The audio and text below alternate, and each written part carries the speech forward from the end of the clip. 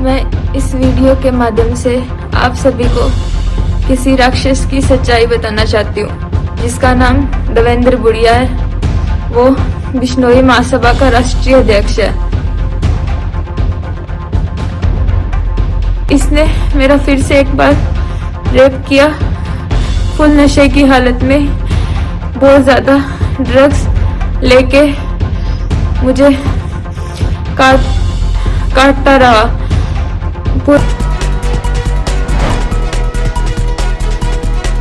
दोस्तों नमस्कार, मैं संजय मग्गू और मौजूद है देश रोजाना के डिजिटल मीडिया मंच पर।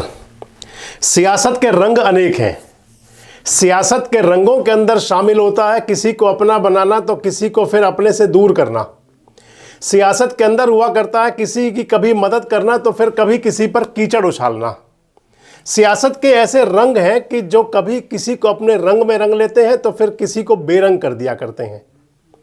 सियासत हर जगह होती है। राजनीति तो सियासत का नाम है ही। सियासत तो धर्म में भी होती है, जातियों में भी होती है, सियासत परिवारों में भी होती है। और चाहे युग कोई भी रहा हो, सतयुग रहा हो, कलयुग रहा हो, द्वापर रहा हो, त्रेता रहा हो, चाहे आज फिर कलयुग की बात हो, हर युग के अंदर सियासत हमेशा सर चढ़कर बोलती है। आपसे सारी इस बात का जिक्र इसलिए क्योंकि पिछले काफ़ी समय से खासकर हरियाणा की सियासत के अंदर एक रंग कीचड़ उछालने वाला चल रहा है। उसके अंदर कितनी सच्चाई होती है, कितनी सच्चाई नहीं होती, कई बार वो भी दबी रह जाती है। दरअसल पिछले दिनों एक आरोप लगा था कीचड़ उछालने वाला हरियाणा के भारतीय जनता पार्टी के नेताओं पर, और अब कीचड़ उछालने वाला ही कहूँगा इस आरोप को मैं फिर से एक बार। सच क्या है ये तो पुलिस की जांच के बाद सामने आएगा, लेकिन फिलहाल जो कहा जा रहा है, जो आरोप प्रत्यारोप है कि देवेंद्र बुढ़िया पर जो एफआईआर दर्ज हुई है, देवेंद्र बुढ़िया अखिल भारतीय बिश्नोई महासभा के राष्ट्रीय अध्यक्ष, देवेंद्र बुढ़िया पर जो एफआईआर हुई है, कुछ लोग उसको कह रहे हैं कि ये सियासत है, देवेंद्र बुढ़िया का चाल चरित्र चेहरा खराब करने की योजना है और इसी के चलते ये सब हुआ। इस बीच में वो लड़की भी सामने आई, पीड़िता भी सामने आई, वो शिकायतकर्ता भी आई जिसने शिकायत दी थी देवेंद्र बुढ़िया की आदमपुर के पुलिस थाने के अंदर। अब बात ये चल रही है, आपको सुनवाऊंगा उस पीड़िता की बात भी और साथ साथ जो लोग कहते हैं उसके पीछे आखिर क्या कारण है। लेकिन बात ये आ रही है कि जो आरोप लगा, शिकायतकर्ता ने जो कहा कि पीड़िता के साथ में, शिकायतकर्ता के साथ में देवेंद्र बुढ़िया ने रेप किया, दुष्कर्म किया, जयपुर में किया, चंडीगढ़ में किया और एफआईआर आदमपुर के अंदर हुई।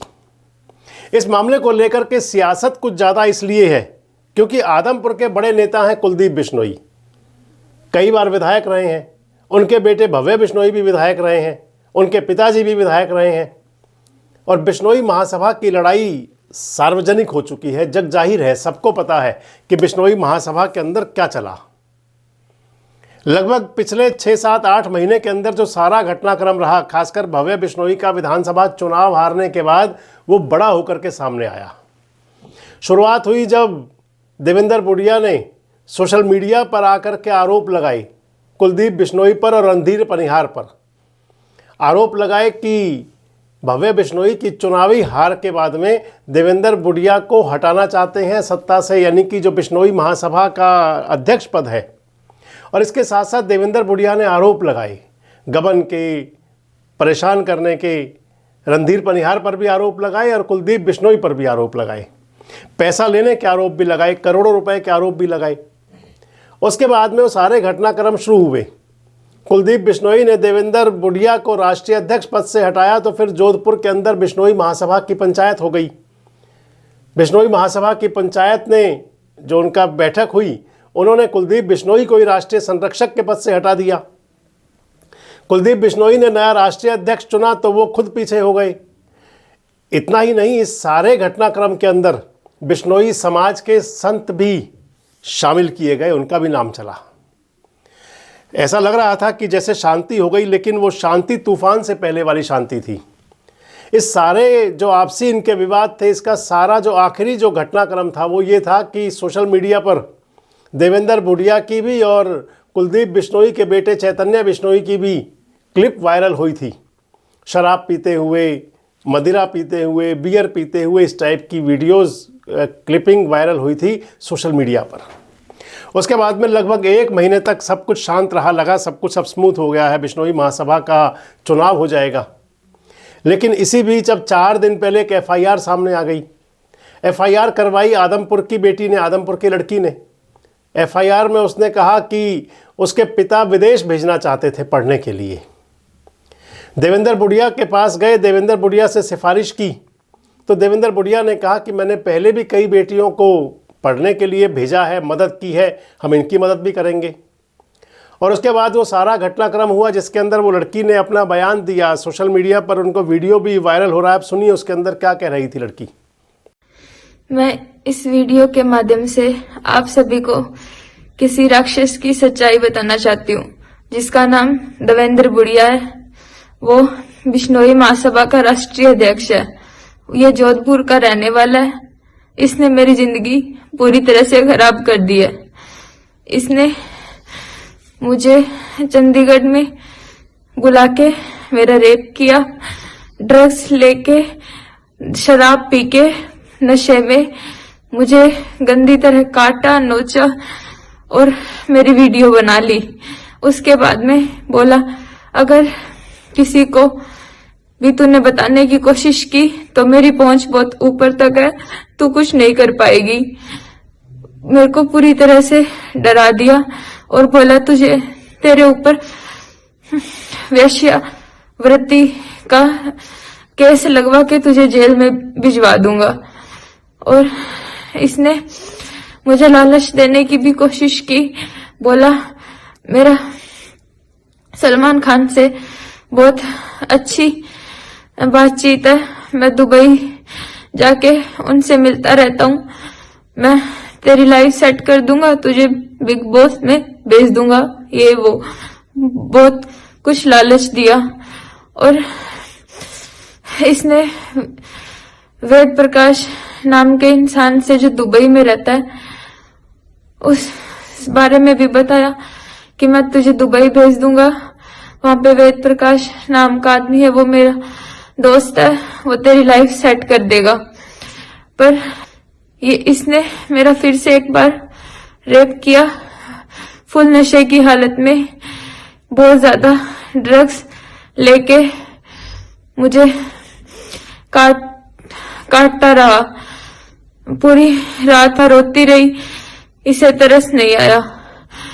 ये इतना मेरा पूरे समाज से मैं विनती करती हूँ, ये जिन जिन लड़कियों को पढ़ा रहे हैं अपनी लड़कियों को वापस मंगवा लो, क्योंकि पूरी सारी लड़कियों की जिंदगी ये खराब कर चुका है।